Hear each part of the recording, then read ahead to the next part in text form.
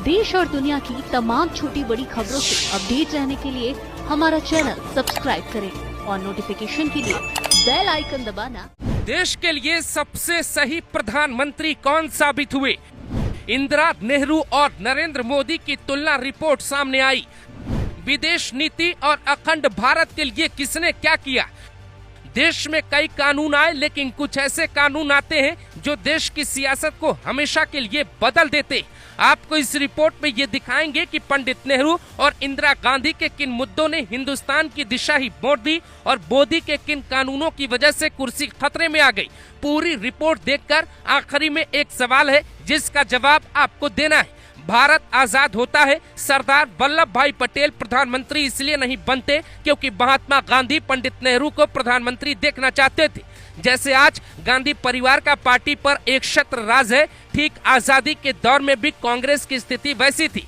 पंडित नेहरू 1952 से 1957 तक अपना पहला कार्यकाल पूरा करते हैं। इस बीच संसद में कई ऐसे कानून आते हैं जो पूरे देश को हैरान कर देते। जरा उनकी लिस्ट देखिए, फिर इंदिरा गांधी और मोदी की लिस्ट आपको दिखाते। साल 1954 में वक्फ बोर्ड कानून नेहरू की सरकार लाती है, फिर 1955 में इसको ताकत देती। एक साल बाद ही 1955 में नेहरू गांधी सरकार हिंदू कोड एक्ट लाती है, जिसको 4 भागों में बांटा गया। पहले भाग के मुताबिक हिंदू मैरिज एक्ट, जिसके मुताबिक हिंदू व्यक्ति दूसरी शादी नहीं कर सकता, जबकि दूसरी तरफ मुसलमानों को इस बिल से दूर रखा गया और 4 शादियों के लिए आजादी दी गई। हिंदुओं को लेकर कई कानून आए, पूजा पाठ, शादी रिश्ता, विरासत और जमीन बंटवारे का कानून भी पंडित नेहरू की सरकार ने बनाया। हैरानी की बात यह है कि जहां एक देश एक कानून का नियम होना चाहिए, वहां सिर्फ हिंदू एक्ट ही क्यों आया? नेहरू की सरकार ही जम्मू कश्मीर में 370 लागू करती है, हालांकि आदेश राष्ट्रपति का लागू हुआ था। नतीजा, जब मोदी शाह सत्ता में होते हैं तो नेहरू के बोए बीज को ही काटते। 3 तलाक पे कांग्रेस कोई कानून लेकर नहीं आई, बल्कि जब 1985 में शाबानो केस पे सुप्रीम कोर्ट का फैसला आया तो कांग्रेस सरकार बाकायदे अध्यादेश लेकर आती। 3 तलाक पे सुप्रीम कोर्ट का फैसला पलट गया क्योंकि कांग्रेस चाहती थी शरीयत में सुप्रीम कोर्ट कैसे घुसी। नरेंद्र मोदी सत्ता में आते हैं, 3 तलाक पर कानून आता है। मुस्लिम महिलाएं खुश होती हैं, लेकिन कांग्रेस दुखी। अब इंदिरा गांधी की भी कहानी सुनिए। इनके कार्यकाल में ऐसा बदलाव हुआ जिसका दर्द हिंदुस्तान आज तक नहीं भूल पाया। आज हिंदू राष्ट्र का सवाल ही पैदा ना होता अगर इंदिरा गांधी 2 शब्द संविधान में ना जोड़ती।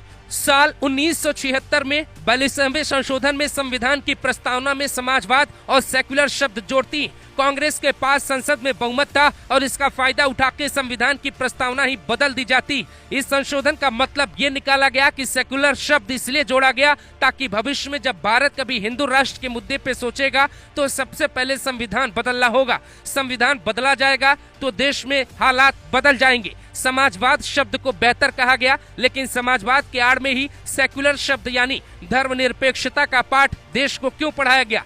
इसकी कहानी क्या है? इंदिरा गांधी चाहती थी मुसलमानों में संदेश आए कि उनके लिए संविधान में बदलाव किया गया है, क्योंकि सेक्युलर शब्द का मतलब ही हुआ कि भारत में हर धर्म और पंथ के लोग रहते हैं। इसकी मान्यता संविधान देता है, लेकिन इसकी जरूरत क्यों पड़ी? जब भारत आजाद हुआ तो भारत ने पहले ही लोकतांत्रिक व्यवस्था को चुना था, जिसमें हर धर्म और पंथ के लोग रहने का फैसला किया गया था। हालांकि इंदिरा गांधी सरकार में बांग्लादेश को अलग किया गया, पाकिस्तान को मुंहतोड़ जवाब दिया गया। अटल बिहारी वाजपेयी ने उन्हें दुर्गा कहा।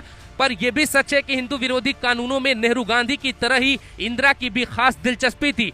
देश का बहुसंख्यक थक चुका था। 2013 में कांग्रेस ने जाते जाते वक्फ बोर्ड में तगड़ा बदलाव कर दिया।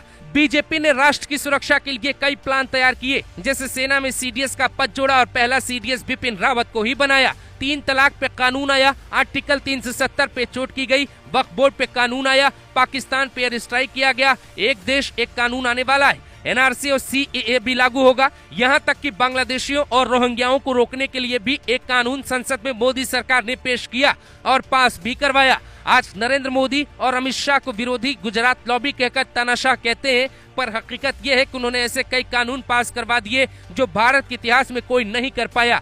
श्यामा प्रसाद मुखर्जी ने जो सपने देखे थे, लगभग बीजेपी के नेताओं ने वो सपने पूरे कर दिए। तो आप तय कीजिए, नेहरू गांधी, इंदिरा गांधी और नरेंद्र मोदी में कौन है भारत के सबसे सफल प्रधानमंत्री? इसका जवाब दीजिए।